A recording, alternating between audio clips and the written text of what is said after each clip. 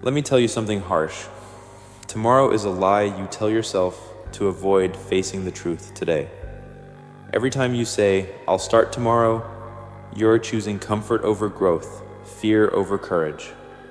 The clock is ticking right now, and your dreams are slipping away with every excuse. But what if I showed you how to break this cycle forever? Imagine standing at your own funeral. The people who knew you best are gathered and one phrase keeps coming up. He had so much potential. That's what tomorrow costs you.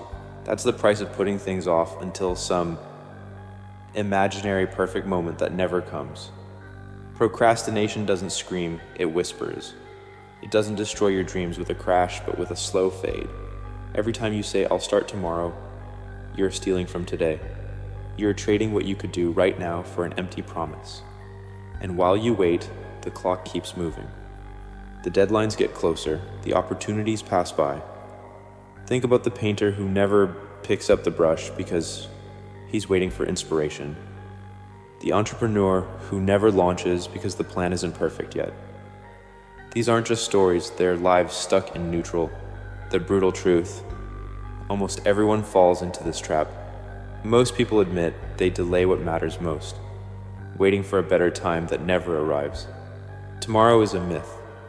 It's a story we tell ourselves to avoid the uncomfortable truth. Starting is hard. Staying consistent is harder. But the only way out is through. The only escape from the cycle of delay is to act now. Not when you feel ready, not when the stars align, but today. When you strip away the excuses, all that's left is a simple choice.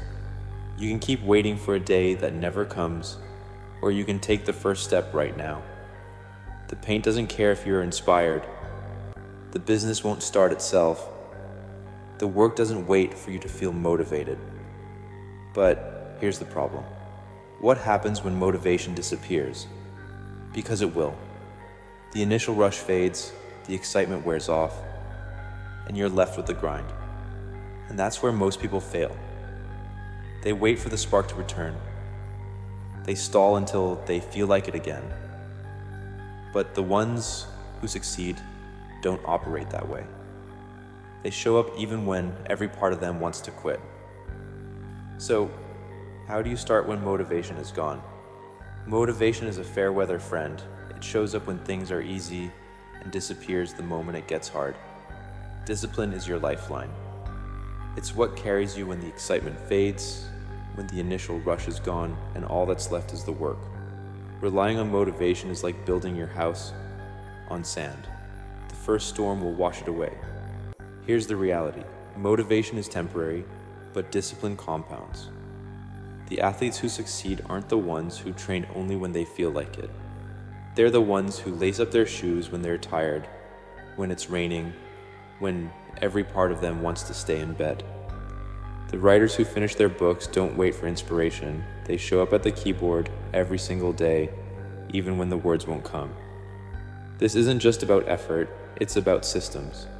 Motivation craves big, dramatic moments. Discipline thrives in the quiet, consistent actions that no one sees. Studies show it's not the bursts of effort that create lasting success, but the daily commitment to showing up. The 1% don't operate on whims. They follow routines, habits, and structures that don't care how they feel. Think about it like a bridge. Your goal is on the other side, but motivation won't build it for you. Stop waiting for permission. Discipline is the steel, the concrete, the relentless hammering that connects where you are to where you want to be. Every day you show up, you lay another plank. Every time you push through resistance, you reinforce the structure. Success isn't built on the days you feel unstoppable. It's built on the days you feel nothing and still move forward. The days you're tired, discouraged, or distracted. Those are the days that count the most. Because those are the days that separate the dreamers from the doers. But here's where people get stuck. They mistake discipline for punishment. It's not about grinding yourself into the ground, it's about showing up, even imperfectly. 10 minutes of work is better than waiting for the perfect hour. One page written is better than waiting for the perfect idea. The moment you accept that motivation is unreliable, everything changes. You stop waiting to feel ready. You stop searching for the perfect conditions. You start building systems that work regardless of how you feel. But let's be honest, even discipline has an enemy that dresses up as logic, as practicality, as common sense. An enemy that's been holding you back this whole time, your excuses.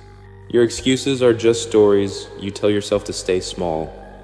They're the comforting lies that keep you trapped in mediocrity, convincing you that your circumstances are special, that your challenges are unique. But here's the truth. Everyone faces obstacles. The difference between those who succeed and those who don't comes down to who stops making excuses and starts taking responsibility.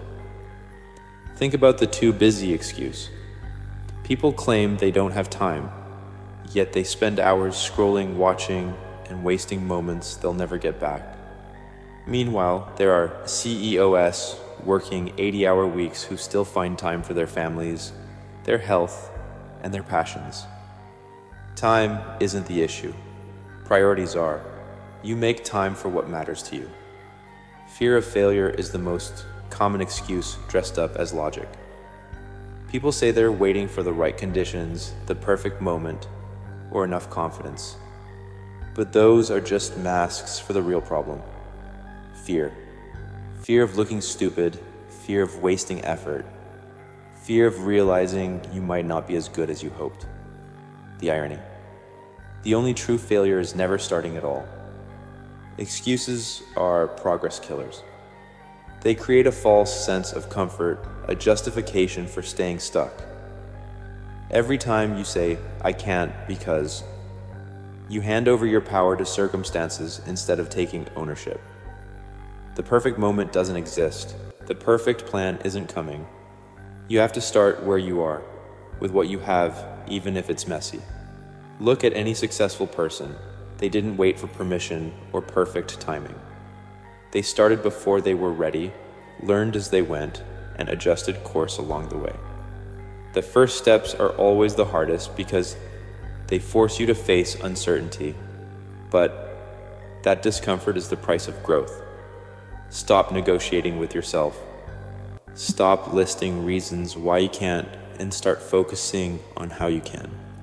The bridge between where you are and where you want to be is built by action, not excuses. Every minute spent justifying inaction is a minute wasted. Now, let's talk about the grind. Because once you ditch the excuses, you'll need to embrace the daily work that turns potential into results. The grind is where the magic happens, not in big, dramatic moments, but in the quiet, consistent effort no one sees. Greatness isn't born in the spotlight. It's forged in the grind. The hours nobody sees, the effort no one applauds, that's where real success is built. The spotlight comes later, if it comes at all. But the grind is non-negotiable.